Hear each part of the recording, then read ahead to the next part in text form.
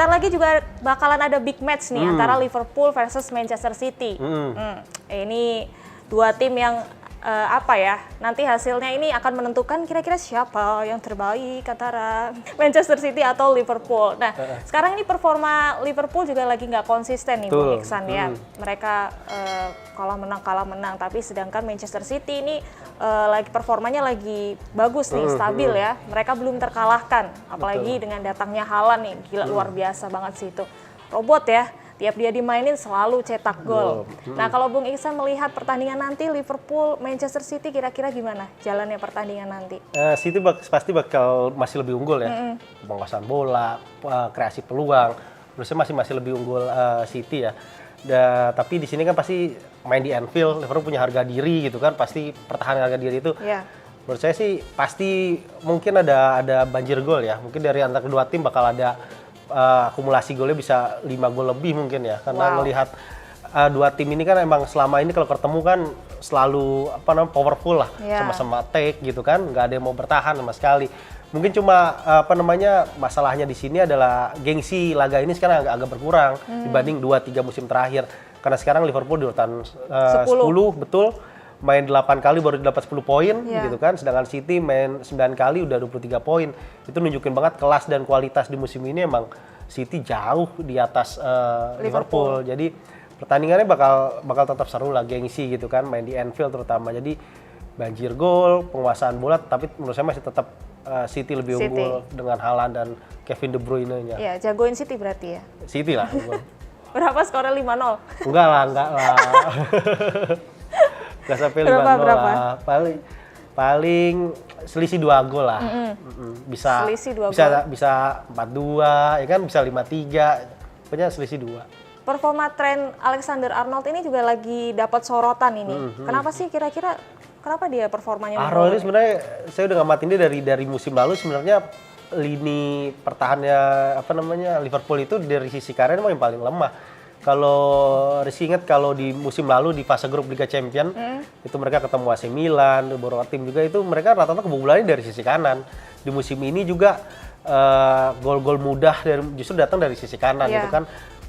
Arnold bahkan banyak yang bilang dia secara skill gitu kan, secara pembacaan permainan itu emang levelnya Premier League, tapi secara defensif dia levelnya masih Championship gitu kan. Itu yang buat timnas Inggris, Gareth Southgate, manajer timnas Inggris juga pikir 2 kali untuk mainin dia gitu kan. Rata-rata lebih dipilih Reece James seperti itu kan. Jadi emang Arnold menurun, ditambah juga Virgil van Dijk juga sekarang mainnya nggak kita lihat seperti musim lalu gitu ya, yang agresif menekan. Terus sekarang Van Dijk kan lebih mirip kayak dia masang badannya aja gitu kan, nggak buat berani untuk duel dengan pemain lawan, dan itu dimanfaatin banget sama pemain-pemain di Liga Inggris sekarang gitu kan. Di Eropa pun gitu, ketika lawan Napoli punya striker emang yang selama ini berani adu fisik, ketemu Van Dijk ya bukan masalah buat mereka gitu kan, makanya mereka bisa cetak 4 gol seperti itu.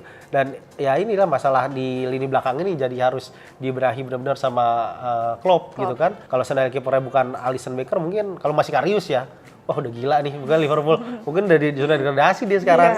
Oke, next juga bakalan ada pertandingan El Clasico nih. Betul. Barcelona versus Real Madrid. Nah, ini Barcelona juga sama nih, performanya juga lagi kurang stabil juga sebenarnya.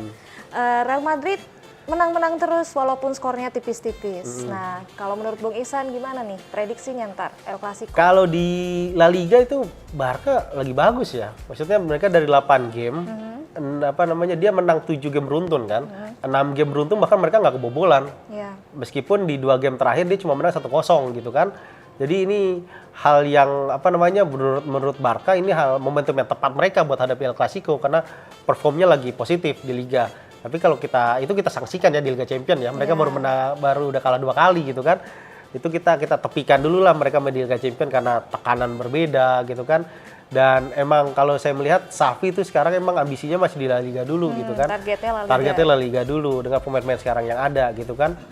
Dan kalau saya lihat nanti buat di El Clasico, Xavi akan tetap mainin gayanya Barcelona, menekan lebih banyak position, lebih banyak kreasi peluang seperti itu.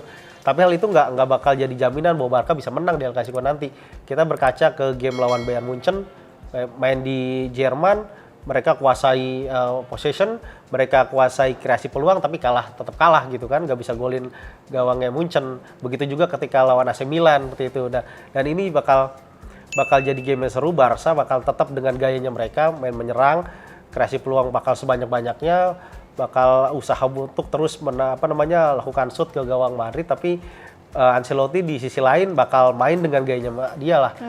Lebih banyak menunggu gitu kan, tunggu momen tepat, nyerang, lengah, kehilangan bola, Barca serangan balik dengan transisi cepat. Ada Vinicius yang kemarin diistirahatin di Liga Champions, Dembele Clasico, Benzema dimainin lagi, ada Modric juga yang nggak dimainin nggak main sejak awal kan, juga di lawan Shakhtar.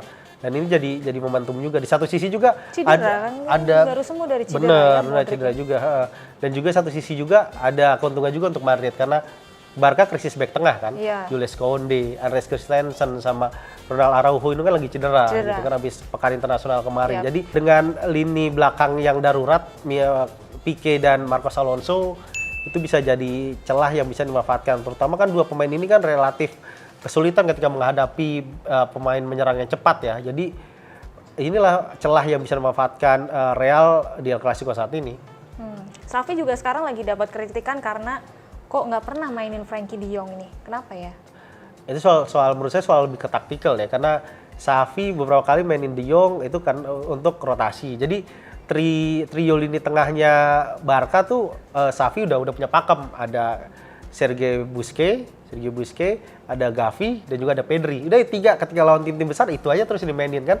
De Jong sama Frankie Kessie dimainin paling cuma jadi pemain cadangan gitu kan. Sedang Kessie sedang cedera juga, diragukan juga tampil buat nanti El Clasico.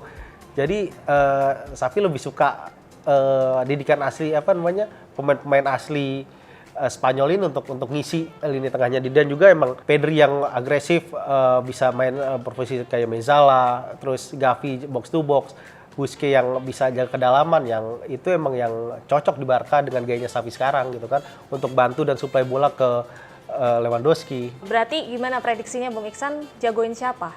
Barcelona atau Real Madrid? Dengan sekarang gitu kan, dengan kondisi sekarang saya sih seri kayaknya fair ya. Seri lah. Ini Frankie kayaknya nyesel nih, nggak jadi pindah ya ke MU ya. Nggak dimainin di Barcelona. Oke deh. Oke guys, terima kasih ya yang udah nonton video ini. Jangan lupa like, subscribe, dan juga komen. See you di next video. Bye!